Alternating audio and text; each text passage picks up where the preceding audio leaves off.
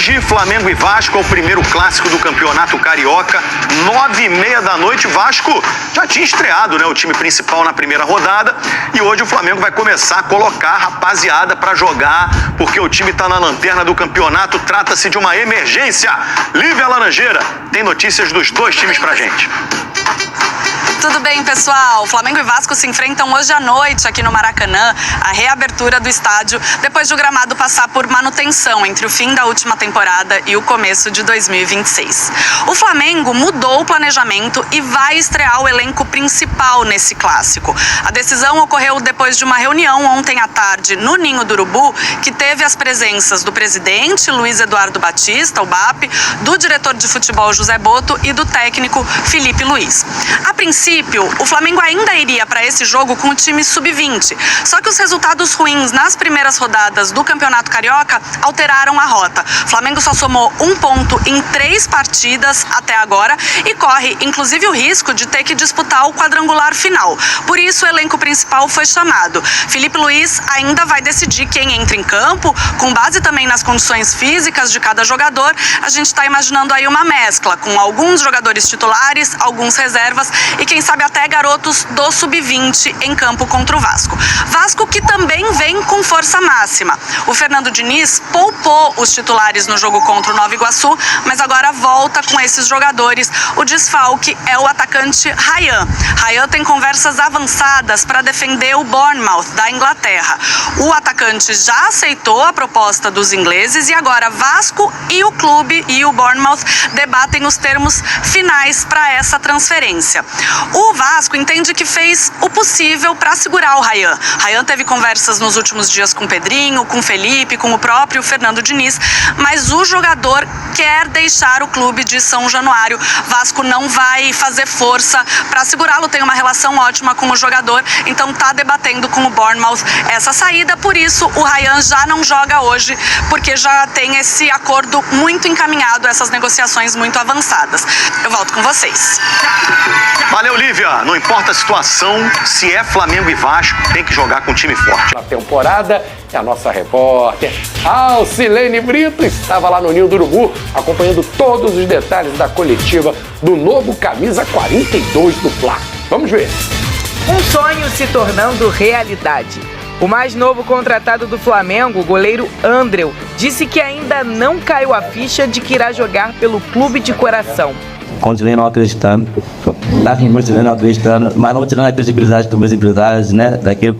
Mas porque a gente acaba por não imaginar, nós temos que manter os pés certos no chão e entender que o Flamengo é um clube muito grande, então nós temos que ser um falar assim, não, realmente, só vou acreditar porque lá estiver. E acredito, e falo pra você que só acreditei mesmo quando eu comecei a treinar, eu comecei a olhar para tudo e falei assim, sim, o sonho que eu vivo hoje é uma coisa real. O jovem de 24 anos irá usar a camisa 42, em homenagem ao pai por ser a idade... Não só apenas o meu sonho, mas o sonho da minha família.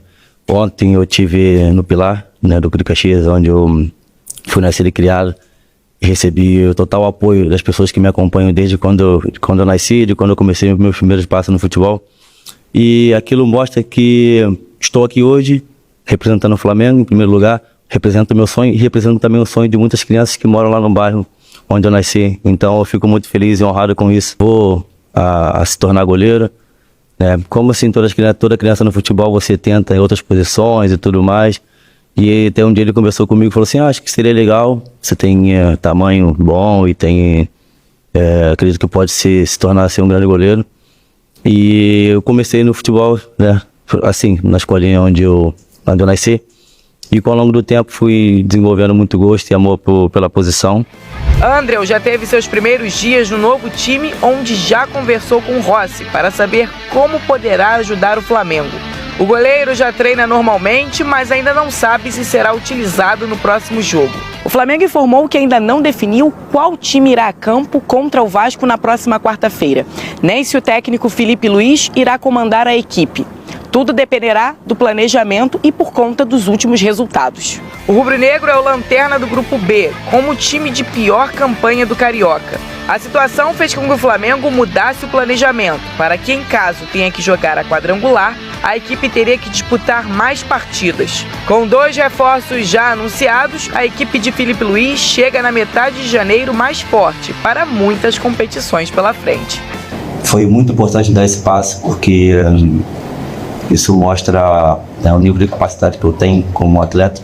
Isso me põe na prateleira do mais alto nível de futebol, que eu estou atualmente no Flamengo. Aí, cada essas coisas, se vai jogar ou não, isso já são coisas que não passam por mim. Mas, como eu disse, está assim, sendo disposto e preparado para ajudar o Flamengo. É isso que eu venho fazendo desde que eu cheguei.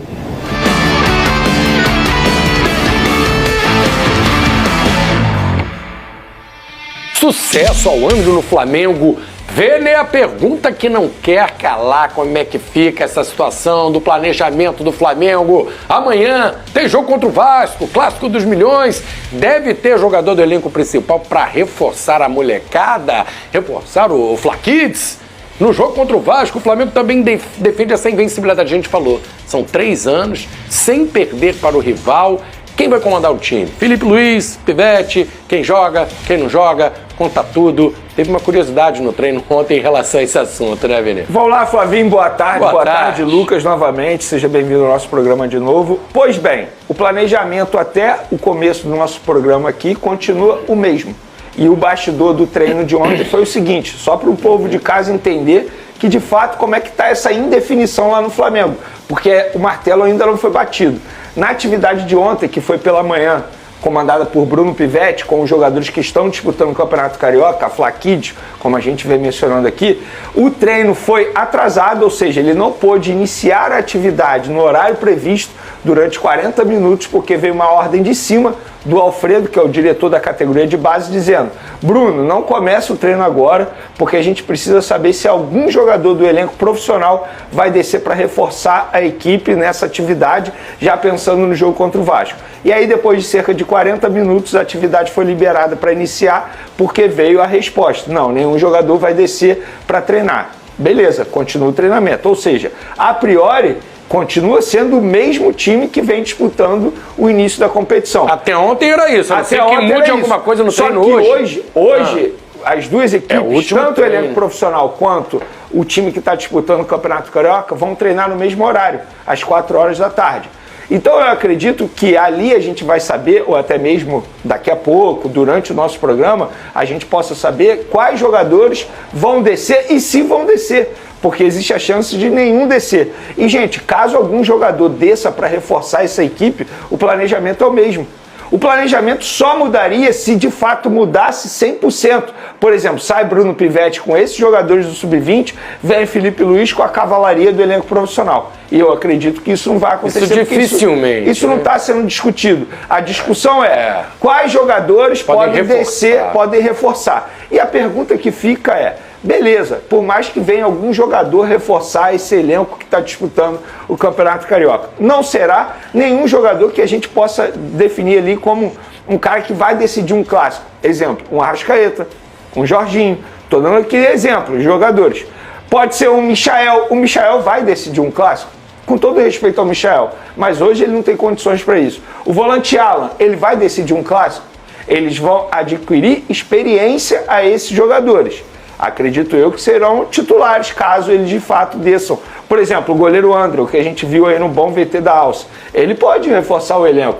Ele é um bom goleiro. Agora, dizer que ele vai chegar e vai decidir a partida, vai decidir um clássico, o que eu quero dizer é o seguinte: por mais que tenha essa mudança, entre aspas, no planejamento, não há certeza que o Flamengo vai superar o Vasco da Gama. E é isso que o torcedor precisa entender. Então, vale o risco de você colocar jogadores como Arrascaeta, como outros atletas que a gente sabe que precisam de um cuidado especial em relação à preparação física por conta desse clássico? Claro que não vale o risco. E isso o Flamengo não vai fazer. Então, a mudança no planejamento não vai acontecer. Porque isso de botar alguns jogadores para reforçar a garotada já estava previsto no planejamento. Isso poderia acontecer, seja contra o Vasco, seja também contra o Fluminense no final de semana. Então, a mudança no planejamento ela não vai ocorrer. Pelo contrário, o planejamento seguirá. A dúvida é se vai ter algum jogador do elenco profissional reforçando a garotada e quais vão descer. Se tiver, obviamente, né? Ô Moretti, acompanhando você como rival, que vai enfrentar o Flamengo. E você fica torcendo pra quê, hein? Vem, Fla Kids, vem! Vem Fla Kids, de fato. Só que, Flávio, a gente brinca, né?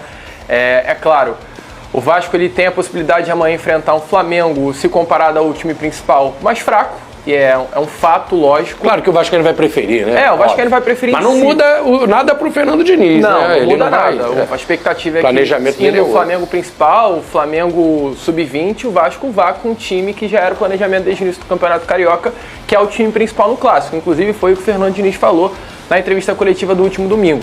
A grande questão dessa situação, Flávio, é a pressão e responsabilidade que vai ser colocada em cima do elenco do Vasco.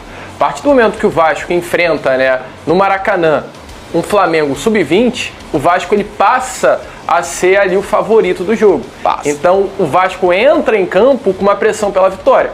O Vascaíno amanhã, vendo um Flamengo sub-20 contra um Vasco principal, o Vascaíno não vai querer outro resultado que senão a vitória. Então, assim, vai trazer para o Vasco da Gama uma grande responsabilidade que talvez enfrentando o elenco principal, o Vasco não teria. A gente brinca, mas enfrentando um Flamengo sub-20, nos últimos 5, 6 anos, o Vasco pela primeira vez vai voltar a ser favorito contra o Flamengo. Isso é uma situação meio... Que vai ganhar o jogo não tem nada a ver. Exatamente, porque clássico é clássico, né? Mas chegar como favorito, eu não lembro a última vez que o Vasco chegou como favorito para encarar o Flamengo. Eu não lembro. E chega amanhã. Situação. Então vai ser colocado uma pressão para cima desses jogadores do Vasco que eles não estão acostumados. E é bom. Vai ser bom, acho que o Vasco precisa de um jogo contra o Flamengo assim, o Vasco tem que realmente usar esse Campeonato Carioca exatamente para isso, para testar, para dar minutagem, para dar confiança e Fala, nação rubro-negra, somos do canal Fla do Povo e hoje chegamos com uma notícia que está dando o que falar nos bastidores do futebol brasileiro e também no cenário internacional. O Flamengo está, sim, de olho no atacante argentino Mauro Icardi. Segundo informações do jornalista Mauro Mendes, o clube carioca analisa a possibilidade e busca sucesso em uma negociação que, se avançar, pode se tornar uma das mais impactantes do mercado. Mas e aí? Torcedor, Icardi seria um bom nome para vestir o manto sagrado. Mauro Icardi é um centroavante de peso, daqueles que vivem dentro da área e sabem decidir jogos grandes. Revelado pelo futebol argentino, ele ganhou projeção internacional vestindo a camisa da Inter de Milão, onde foi capitão e artilheiro do campeonato italiano. Icardi sempre foi conhecido pelo faro de gol, posicionamento preciso e frieza na hora de finalizar. Não é aquele atacante que precisa de 10 chances para marcar normalmente, uma ou duas oportunidades já são suficientes para balançar as redes. Dentro de campo, não há como negar, Icardi elevaria o nível do elenco. Ele traz experiência internacional, personalidade forte e um currículo que poucos atacantes no futebol sul-americano possuem. Em competições como Libertadores e Brasileirão, ter um jogador desse calibre pode ser decisivo na busca por título. Além disso, o impacto midiático da contratação seria enorme, aumentando a visibilidade do clube e movimentando o mercado. Por outro lado, também existem questionamentos. O salário de Mauro Icardi é alto, e qualquer negociação exigiria um grande esforço financeiro do clube. Além disso, parte da torcida lembra das polêmicas extracampo que marcaram a carreira do jogador em alguns momentos. Isso naturalmente gera debate. Vale a pena investir pesado em um atleta com histórico polêmico, mesmo reconhecendo sua enorme qualidade técnica. Agora a pergunta fica para você. Torcedor rubro-negro, Mauro Icardi é a peça que falta para o Flamengo voltar a dominar o cenário nacional e internacional. Você acha que o investimento vale a pena ou prefere um nome mais jovem e com menor custo? Deixa aqui nos comentários a sua opinião. Queremos saber o que a nação pensa sobre essa possível contratação. Não esquece de curtir o vídeo, compartilhar com os amigos para ninguém ficar de fora das novidades e se inscrever no canal Fla do Povo para seguir acompanhando tudo sobre o Mengão. Saudações rubro-negras. Círculo Preto Médio.